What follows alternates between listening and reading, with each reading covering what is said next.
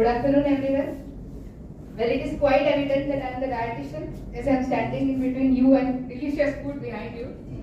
So I'll try to keep it short. So basically, what is GDM? I don't think I need to explain to this crowd. But it is just basically the difference in the imbalance of normoglycemia in pregnant females. So I think sir wonderfully explained the diagnostic criteria of GDM, the OGTT, the step 1 and the 2-step method. So I'll just skip it. So coming to the symptoms, what GDM is, and specifically from a dietary point of view, what we look at is again feeling uneasy, unsteady, tiredness, frequent urination or nocturnal urea or repeated UTIs, increased craving, especially at night, blurred vision, headaches, nausea, and out of all the most severe symptom is experiencing no symptom at all or thinking that this basic pregnancy and everything what is happening to the female is very common in the pregnancy.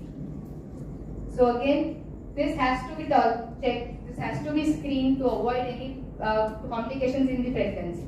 So coming to the target ranges, what we usually keep is fasting below 90, 1 hour postprandial 140, 2 hours postprandial to be 120, and average blood glucose to be around 105 and HbA1c less than 6.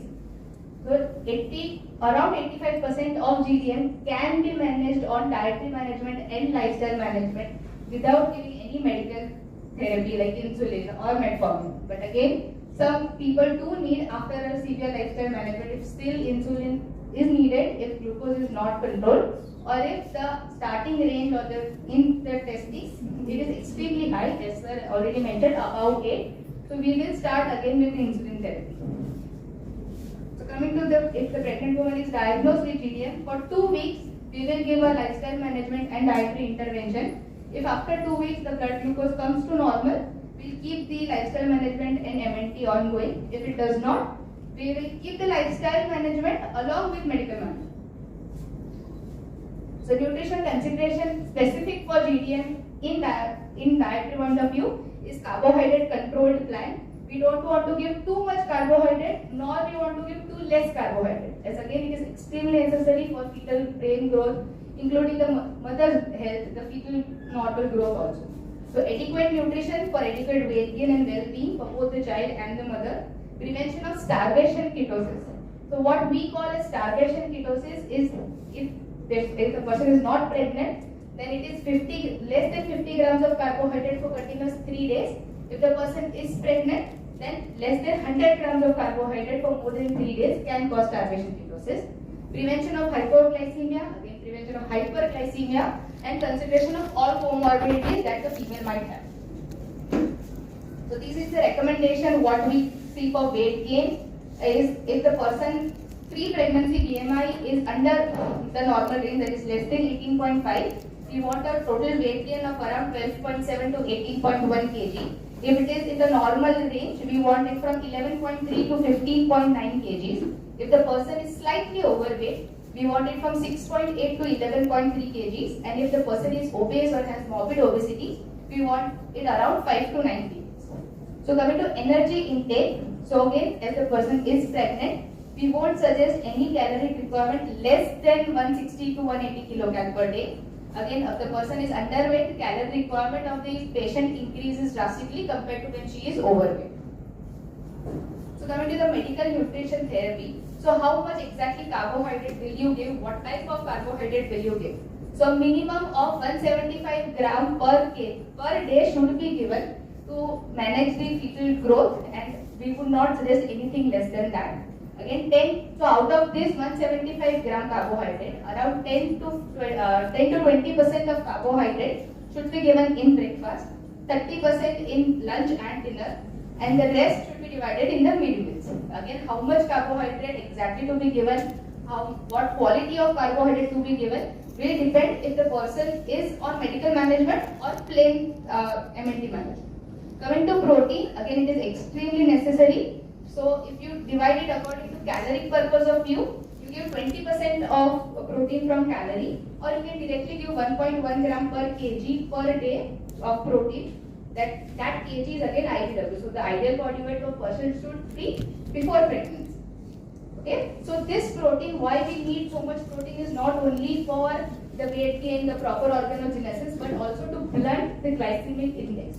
So what happens if you give enough amount of protein in your food, the glycemic load of the entire food.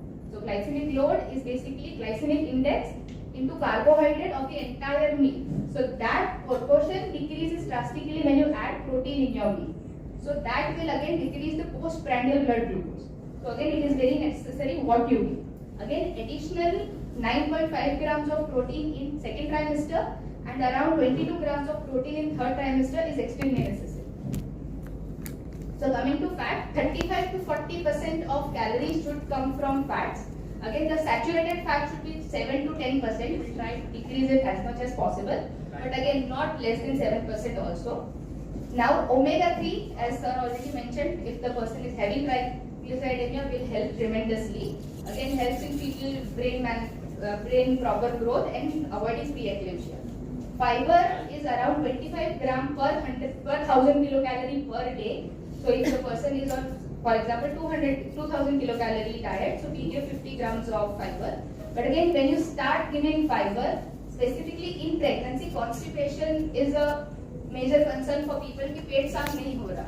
So when the patient says पेट साफ नहीं हो रहा, the diet automatically decreases because they feel bloated, they feel full. So proper hydration is also necessary when you give this much high amount of fiber. So FDA approved sweeteners can be given if the person is in a high GDM and if we say they don't have sugar, don't have jaggery, don't have honey, and they want to have some kind of sweet, they want to have tea in the morning, especially if the person is Gujarati, they will not set aside the tea in the morning. So you can say if you're not willing to have bland tea, you can add sweeteners. So again, sucralose and steviosides are recommended by FDA. But again, there are many sweeteners in the market. It's the same company brand name, but different sweeteners do come. So you need to advise patient to see the exact ingredient of the sweetener, what exact sweetener are they using. If the patient is on multi-dose insulin injections, then medical management has to be accompanied with dietary management. If the person is on insulin and not eating properly, not having enough carbohydrate, if you say to a person there, आपको diabetes है, the first thing they say is रोटी बंद करो, चावल बंद करो, नहीं खाना. And that person, if you keep them on insulin, they will have hypoglycemia and it will affect the weight. Secondly, bedtime snack we usually prescribe to the mother is they do feel more hungry, they do want to eat. People do advise take more meal, you need more food. Okay, they can be given, but again will depend from person to person how they tolerate, what is the blood glucose level, what kind of management they are on, etc. So as I said, here what happens is majority of female do have dawn phenomenon. So what is dawn phenomenon? Is there is increase in fasting blood glucose. That is because there is an early morning peak in the cortisol and the growth hormone. Now the second thing what we usually see, majority of the female, if they are not having proper meal and are insulin regime, is a Samogi effect. So what happens here is the blood glucose dips down in the middle of night, around 4 a.m. or so. So because they either have taken a higher dose of insulin, they either have not taken proper food for the insulin. So that will decrease the sugar in the middle of night, and that decrease in the sugar or that hypoglycemia will in turn cause extreme hyperglycemia in the morning, which again both the hyper and hypo peaks are not good for the child as well as the mother. So we need to avoid that too. So coming to what if the person is not on insulin? Because again, as sir already mentioned, what we usually give is pure medical management without pure dietary management without medical management. So majority of females will have higher fasting glucose. So how do you manage that high fasting glucose? Is you split the breakfast in two parts. So the first part of the breakfast, the exact first meal of the female should be protein rich and as low carbohydrate as possible.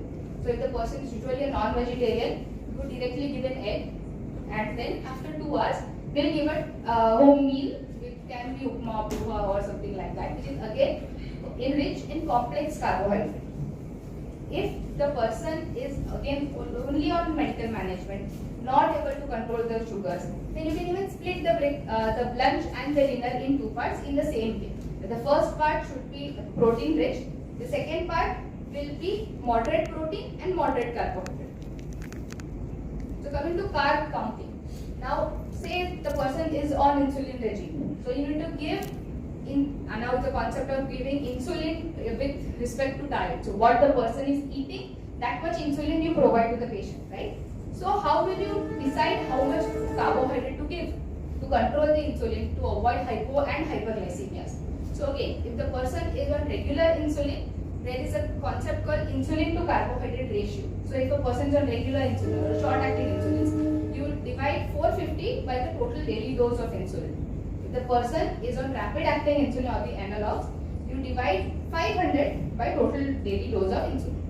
So just for example, if the person is for example on regular 444 and NPH 6006, so the total daily dose will be 24. So 450 divided by 24, so it's around 1 unit of insulin will cover 19 grams of carbohydrate. So according to this ratio, you will give the diet having that much amount of carbohydrate for that insulin. Again, this will vary, especially for fasting, because as we already know, the fasting of the patient is extremely high, majority in GDM because of the cortisol levels. So more amount of insulin is usually given in the morning to even balance the already fasting glucose. So also this you need to taper a little bit depending on the patient's tolerance, depending on how the readings are coming. Coming to physical activity, as sir already mentioned, it is important and does help a lot in decreasing the postprandial blood glucose specifically. So the recommendation is 30 minutes most of the weeks for women. So it is non-strenuous, moderate exercises, can be brisk walking, recumbent cycling, or 10 minutes of seated arm exercise after every meal. So what exactly will you give to this patient? When I say protein, what is the most common source of protein you can think of? You can give to absolutely everyone. Any? Pulses. Pulses, right. Pulses do have protein. Agreed. Okay? But they also have carbohydrates. Any vegetarian source will have majority portion of carbohydrate. When I say majority, it can range from 60 up and above. Okay? And there is also a scene of bioavailability. So when you eat amount of protein, for example, you eat 100 grams of dal. As it is, 100 grams of dal will give 24 grams of protein. But that is a theoretical thing. The availability what the body will absorb from that 24 is around 50%. So eating 100 grams of dal will only give you 12 grams of protein. So if you say, when I said the person needs around 1.1 gram of protein, say it's a 60 kg girl, that means around 60 grams of protein. So technically it needs 300 grams of dal and above to meet that requirement. It's again not very sustainable, not actually possible to eat 300 grams of dal, right? Because that is 300 grams of dal as a pulse, not dal is what we make at home, right? So again, soya proteins can be given, but again not the soya as it's the grain, but soya chunks can be given, which have a better amount of protein. Again, the bioavailability is decent. It is around 57%, but can be used as a vegetarian source. One of the best sources of what we say is 100% bioavailability is egg protein. So when you have consumed an egg, the 6.6 gram of protein is 100% absorbed by the body and helps a lot in controlling the sugar also. The second can be fish, again chicken. But as you can see, the bioavailability of them are not as good as the egg. Now coming to vegetarians, we do find a lot of problems. They are reluctant. If they are willing to have an egg, if you are trying, you try and you counsel them, if they are ready to have an egg, it's the best option. But we can manage them on again curds, paneer, milk. But again, the carbohydrates are significant in the number, and again, not everyone will tolerate all of them in a large amount. So that has to be taken care of. So what not to give to a GDM patient? So again, all bakery products, all biscuits, toast, butter, khai. So when you say not to give maida, what people usually think is the digestive biscuit mein to bhai hai apna pura gahu hai. Have you ever seen the label behind that? The predominant 80% is maida.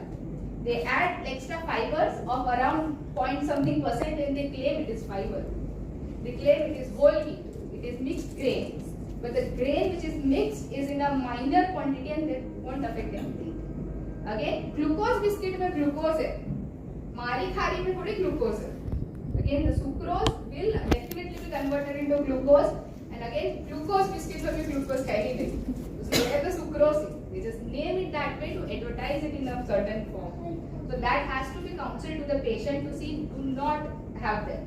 Again, white bread, even some amount of brown bread, they do add molasses to create that brown color. So educating the patient to actually go and ask the shopkeeper what exactly do you put it in is very needed. In terms of bread, we do observe that sourdough, whole wheat sourdough, do not increase the sugar at that high peak compared to normal white bread. The peaks of sourdough are very similar to our homemade chapatis.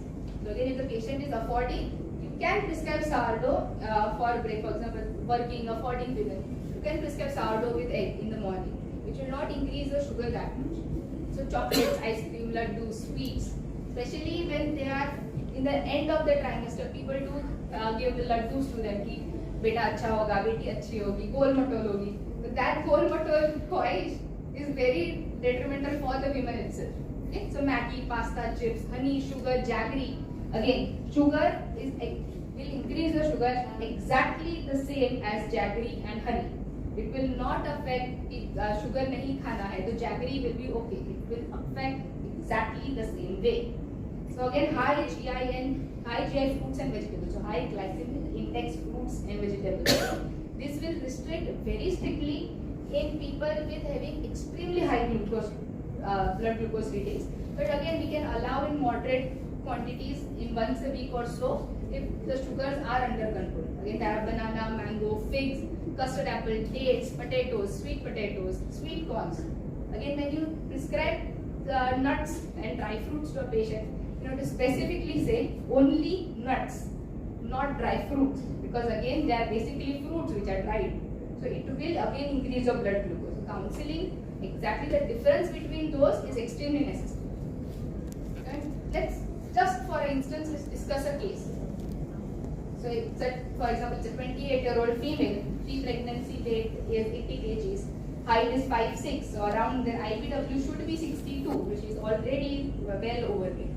Her ANC is 24 weeks. Current weight is 88 kgs. Fasting is high. Postprandial is high. Non-vegetarian. Food here, please chip in. What would you give for breakfast? Egg. Okay. What else? Eggs. What? So you cannot expect everyone to have egg every day, right? Soya beans. But what in soya beans? There is a soya bean cow, right? When you counsel a patient, you need to give actual recipes which is, for example, the female can make. If it's a working woman, should be easy, should be fast, should be liked by others. Because it is a very big problem in India. Majority what we see during counseling is that मेरे 2 बच्चे already हैं, मैं 2 अलग-अलग नहीं बना सकती, मुझे ऐसा कुछ बनाना है जो सब खाए. And she keeps herself aside. She'll make what is good, what the children like. Despite it's good, not good, healthy, not healthy, does not matter. She just wants to feed them, right? So you need to give something which the children will like, but it is healthy for the mother, which will not increase her sugar, which is carbohydrate restricted, which is in complex carbohydrate, which has fibers, right? So again, eggs with nuts or a protein supplement can be given. Again, when you give protein supplement, you need to see it has sugar free. I would suggest, if possible, even maltose extreme free, because again that does increase the glucose in few people. Again, when they use sweetener, you have to see it does not have aspartame. It is against stereoside or something like that, because they will have artificial sweetener in them. They are permitted for pregnancy, they are permitted for GDM. You see all that before giving. Again, 100% whey isolates do have a lot of potential in such cases. The first meal can be 100% whey isolate. But when I say whey isolate, I mean all medicated whey isolates, not the gym supplements, not the big black box which you get, because they will have corticosteroids in them. It's again not good for the child nor the mother, neither the GDM, right? So all protein supplements should be medicated, certified protein supplements, and not the gym use or the athlete using supplements, right? Even for vegetarian, how will be milk with sprouts? Milk with sprouts can do, but again, Fiber, not for the first meal. Again, your milk will also have lactogen, it will have carbohydrate in a lesser amount, but it will have. So if the sugars are very high in the fasting, I would prefer plain protein. Person is vegetarian, you can try soya nuggets, roasted soya nuggets, or cottage, adding roasted cottages or something like that, or protein supplement would work great. Okay, so second meal, second breakfast, what can you suggest to that patient? Complex carb. What recipes can you suggest? You cannot say the patient complex carb khate ho, right? So what will you suggest? Can be vegetable poha. Can be vegetable poha. It can be upma. It can be idli. It can be thepla. It can be oats. It can be simple roti sabji.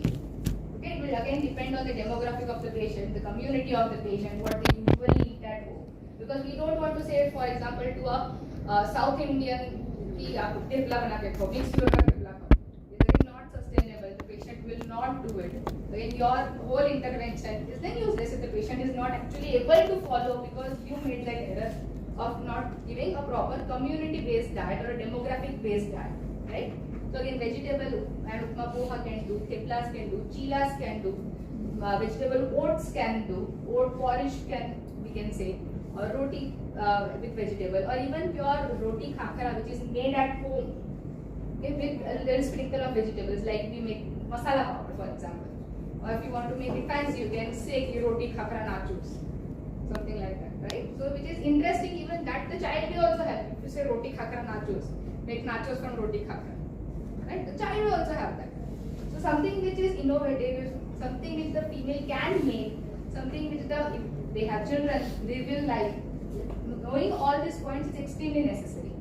So for lunch, so what will you do for avoiding post-meal hyperglycemia after lunch? If the person is just on dietary management, so you will add first thing protein and you will add fibers. Both of these will help to blunt the postprandial as it will increase the GI emptying time. The more the food is in your stomach, the more will be the incretin effect, the lesser will be your sugars. Okay. So here you can always start in this alignment that first will be protein, then the salads, then rest of your food.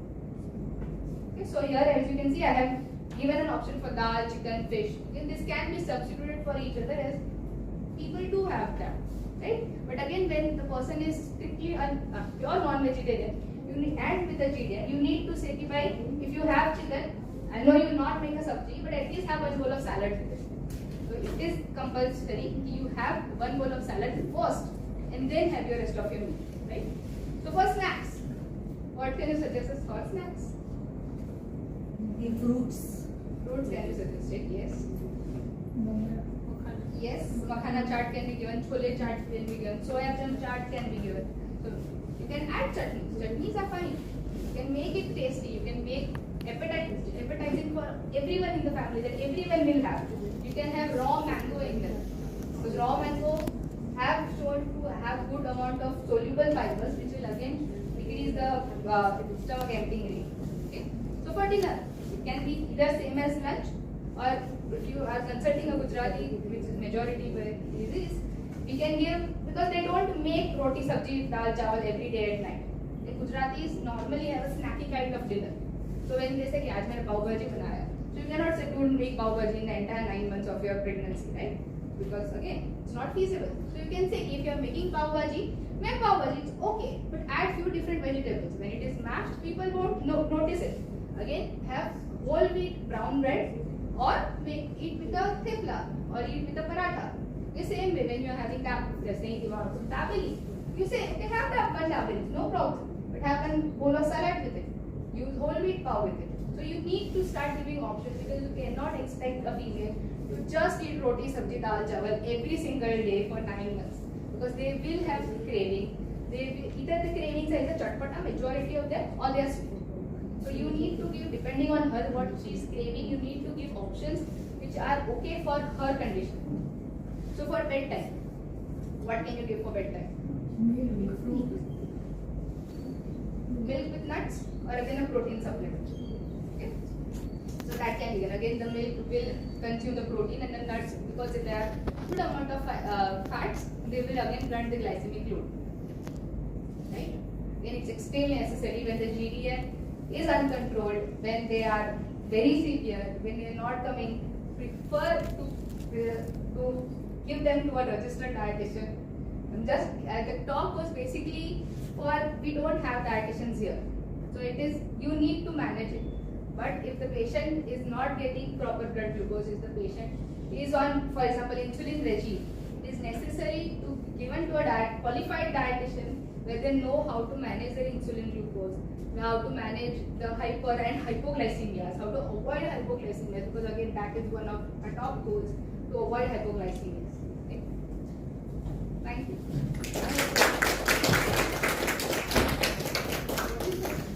What is the best cooking oil? And one more thing, because all the fruits are having natural oils, do you recommend oil-free cooking? No, not at all. Because again, see, oil is necessary because there are many fat soluble vitamins. All the oils available in market are mostly refined and they are lacking all the nutrition. Yes. So I won't suggest 100% refined or the light oil.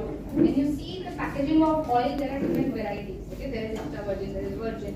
So there is a term called light oil. What people see light, they think they are low in fat. Light is the most refined oil. So if you're suggesting a patient, never use light oil. Secondly, olive oils are not for Indian cooking. Olive oils have an extremely low smoking point. What smoking of oil does it causes? Increases the trans fat. So use the oil which is higher in smoking point. You can use olive oil for dressing purposes, but not for Indian cooking. So soybean oil or sunflower oil or even groundnut oil, cassia oil is fine. Again, depending on your tolerance. Again, vegetable oil I won't recommend. Dalda I won't recommend. They are not available. All the oils are refined in the market. Can you recommend? So again, that's the thing. Now, refined oil will also have different stages, right? You don't need 100% virgin or extra virgin olive oil. Just see the oil is not termed as light, L-I-T, light. If the oil is not termed as light, it is not extremely refined. So there is extra virgin olive oil which is one press. There is virgin olive oil. Actually, what brand names you can tell? Because actually they are not available mostly. You can use Saffola, you can use Fortune. No, they are all refined. Now again, that's what I'm saying. All oils will be refined. Any process. Double filter process is better than the refined process. Okay. Yes, it will be again. It will depend from company to company what processing method they are using.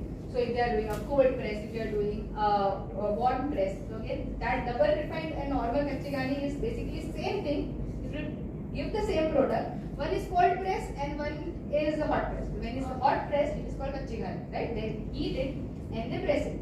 So that will again eliminate the same amount of product which a cold press with double refined will eliminate. I think homemade ghee can we do Yes, for homemade cooking ghee all the time, like every. Okay, what we usually suggest to a patient in a general point of view is 500 ml of oil, any kind of oil, again not light, again any kind of oil per person per month, and around 200 grams of ghee in the entire month.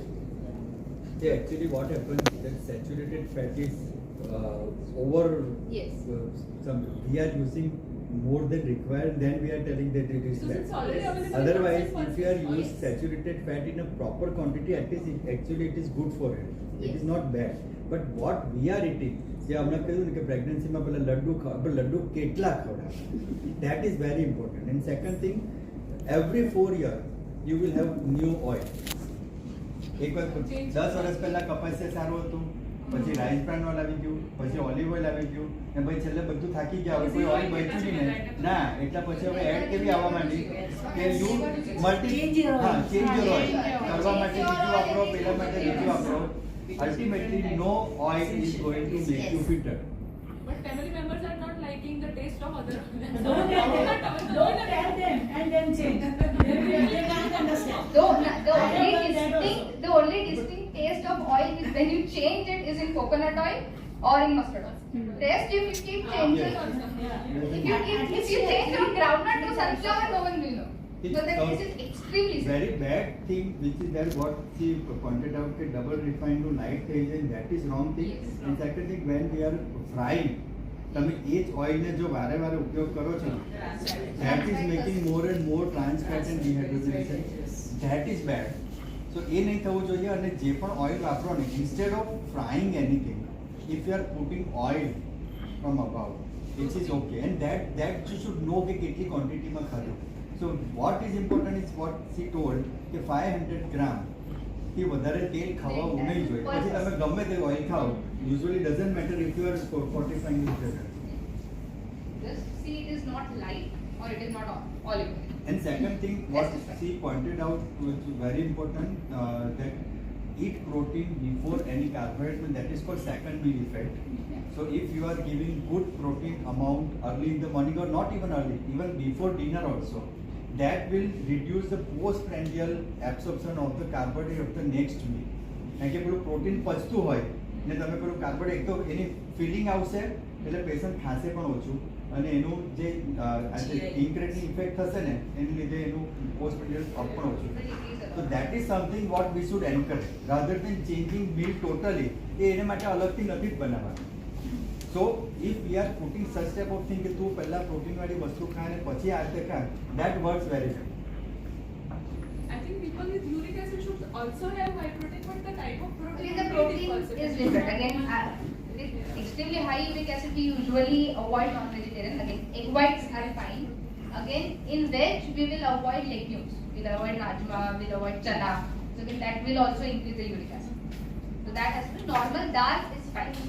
So kathod, what we say, need to be avoided. The non-vegetarian food products should be avoided. Again, milk, curd, eggs are fine. Just are fine. So And I again, tell my vegetarian people who are having hyperuricemia, take medicine and eat at least moderate amount of protein. Otherwise, how will you get protein? Actually 10% જેટલું decrease થાય because of diet. When you are not eating every legumes and pulses and everything, it is just reducing 10%. So who is in hyperuricemia, ideally they should take medicine and treat the part. And second most important part, what I have seen, obese patient, hypothyroid patient with metabolic syndrome are having mild hyperuricemia, which is not at all a problem. Actually, it's just an expression of metabolic syndrome at one point. So ideally, if you treat with weight loss and other therapy, uric acid usually comes down. So all uric hyperuricemia 6.1, 6.7 uric acid having local uric acid ખાવાનું બંધ કરાવી દે, દવા ચાલુ કરી, that is totally useless. It is only for patients who are having gout and patients who are having very high uric acid levels, which should be treated from.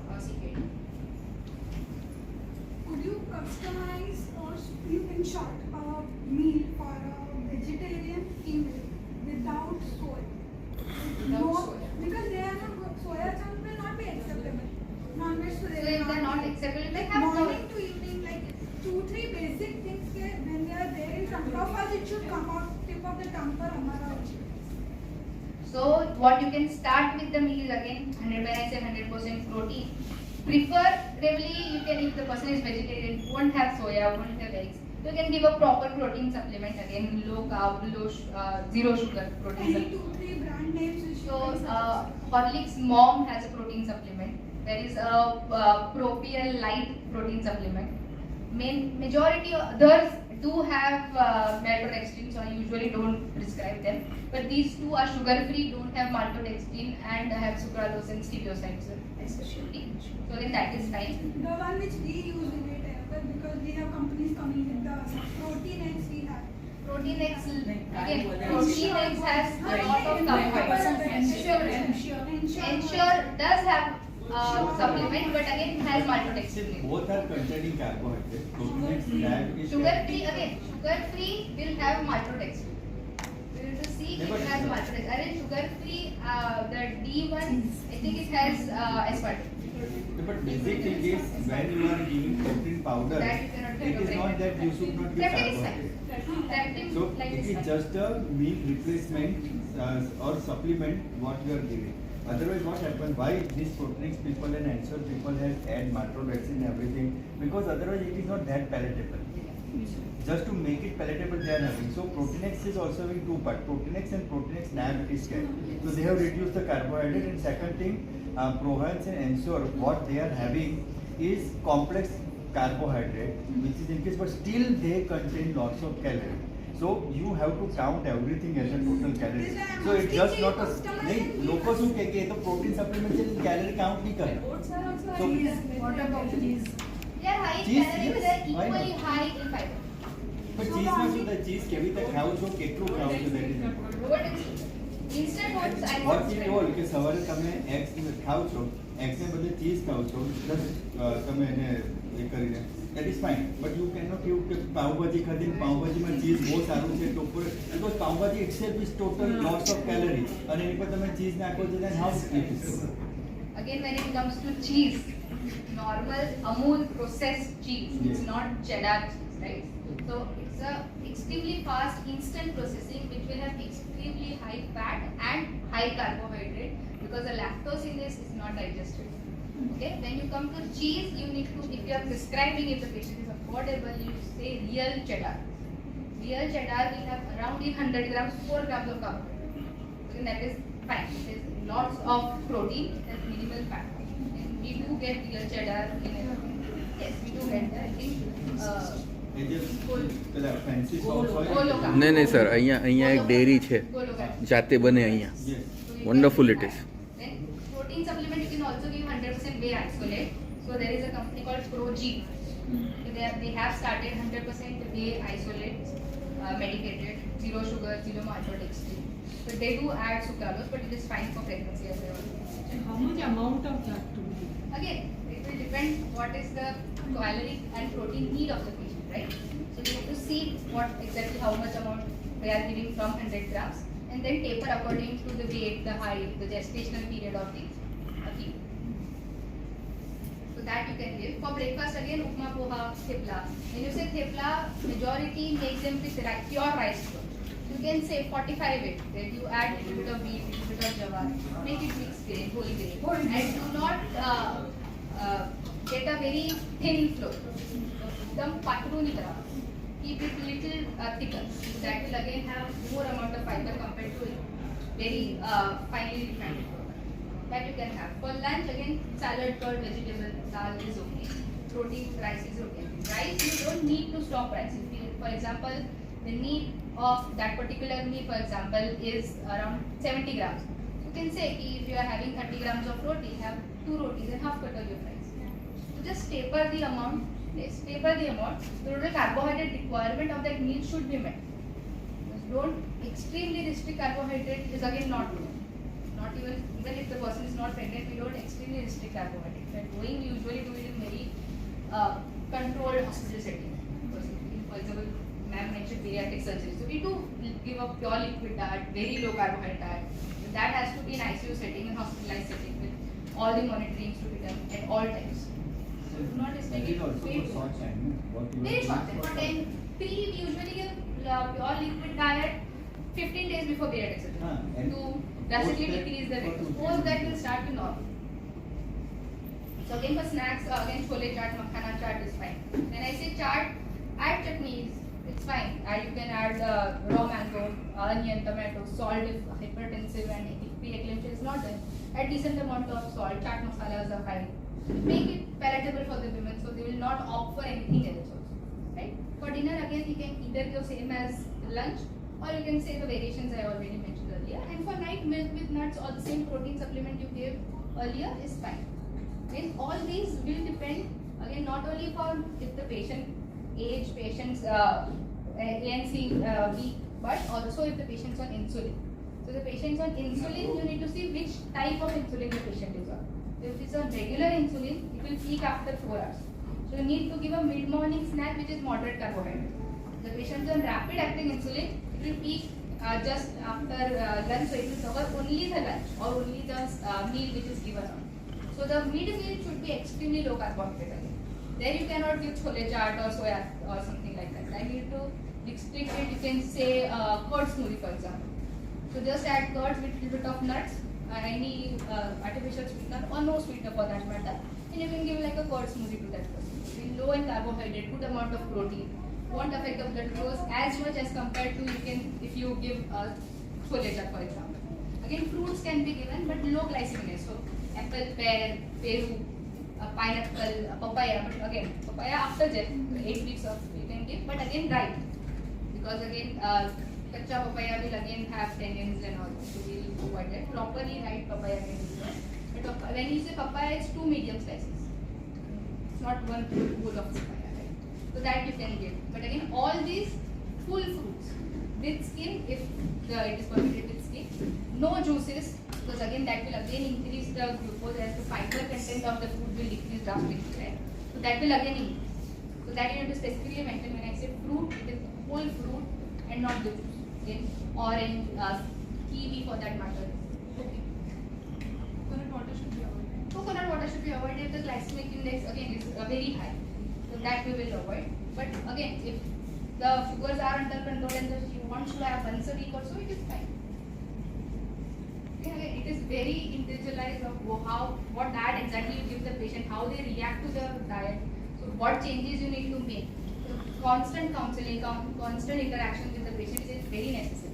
Also, when we take the history of the patient, proper history with all problems what she encounters, from while cooking to what exact, how much time she gets to cook. If she is working, even if she is a housewife, she might live in a joint family and won't get that much amount of time to actually cook for herself, actually make elaborate fancy meals. So fast meals should be prescribed. Okay? The history is very necessary when it comes to diet counseling. So that should be given very properly. Has to be taken in consideration each and every single thing what she is saying, how she is feeling. If she is, sometimes people what they do is they have a guilt effect. So सुबह खा लिया, मेहमान आए उसे जबरदस्ती खिला दिया. That is the most common answer I hear in KEM. सुबह मेहमान आए थे मैडम, खा लिया, तो फिर रात को मैंने नहीं खाया. But she is on insulin. So रात को नहीं खाया, sugar drop हो गया, वो कल admit हो गए. So that has to be given. You do not feel guilty for what you are having. Do not have that self guilt कि भाई मैंने खा लिया, अब मेरा क्या होगा. And what majority what we face again in a lower setting of females with a lower economic status is majority of them think ये तेरी गलती है, तेरी वजह से तेरे को डायबिटीज हुआ, तेरी वजह से मेरा बच्चा बीमार होगा. So that has to be counted. So the GDM is not your fault. That has to be, because what happens when we see that is तेरी गलती अब तू खाना नहीं खाएगी. You will not have rice, you will not have curd, you will not have milk. They stop every single thing. So that will again cause an adverse reaction to the child. The proper growth, proper demographic is not seen in the child. So that has to be again counseled for the patient and the relative one for the husband, for the mother-in-law. So what we usually do is while if possible, we'll have the husband and the mother-in-law with the patient. We'll counsel all three of them equally. What happens if she is hypoglycemia? Do not have any until you check the glucose. Don't say you have hypoglycemia without checking glucose. So again, if you're not possible, then have little. कि आपको लग रहा है, आपको चक्कर आ रहा है, you do not have anything to measure your blood glucose, थोड़ा खाओ, डायरेक्ट बहुत सारा मत खा. Taper it down. Keep counseling. Also, if the blood sugar when you see is around, for example, fasting is 200, you cannot specifically in GDM cannot bring it down directly to 90. Take it around little bit at a time. So you start insulin. You cannot taper it down directly to 90 because it will have relative hypoglycemia. It will have symptoms for the patient. And then she will eat and again it will increase. So that has to be tapered down very slowly. You do that same thing for type 1. Don't bring down the sugars if they are, for example, 200, 300 directly to 90. To taper it down slowly, give a gradual effect, give a food and do not starve the patient. If you starve the patient, they will have something, they will binge on something else. So binging habits also need to be considered. His habitual of binging. He needs something. TV देखते तो कुछ तो चाहिए मुझे. I will not go without it. If you don't give, I'll eat something else. Then you give binging options. Try to avoid, but if you want, नहीं सहन हो खाना ही है, so you can have makhana or you can have chana singana for that matter. So all those habits need to be taken into consideration, need to be counseled. If they are not budging, you need to give binging options also. If not controlled, again should be referred to a proper qualified dietitian. But again, you can manage it like this, slowly and steadily. For a perfectly healthy female, pregnant or non-pregnant, what is your viewpoint on use of multivitamins which has come up in the market so much? The Bloom fortified multivitamins. Do you think it is advisable as a dietary point of view? Everything is okay. All the parameters are B12, little sub is normal, but still should be advised as a doctor. If the B12 parameters are normal and consistently normal, so not even a low, if it is on extreme borderline, you can start B12.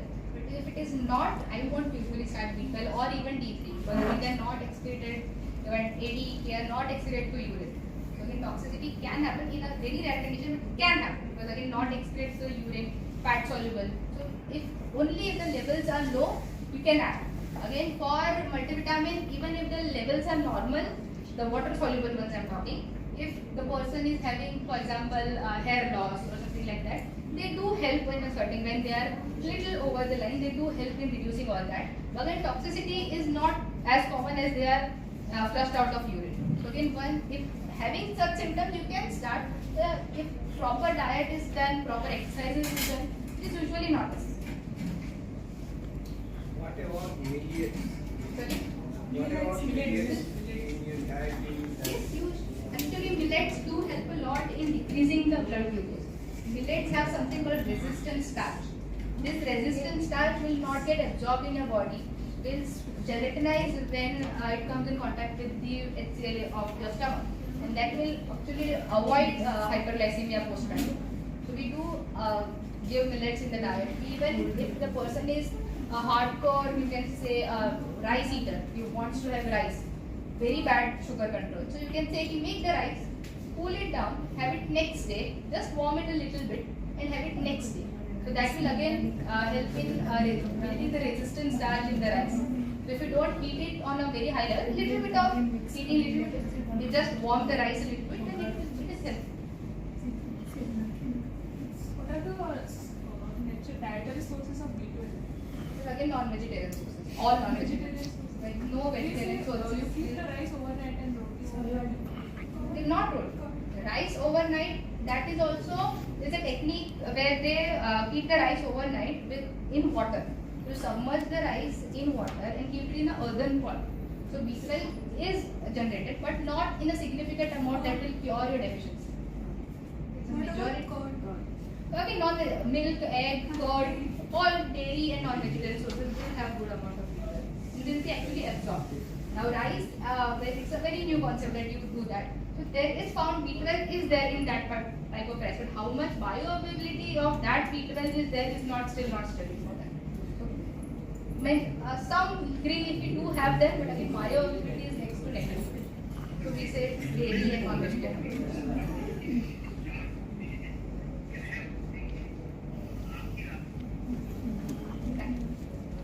Thank you very much, Divya. Very informative, important session. I invite Dr. Heta Madam for a few moments to Divya.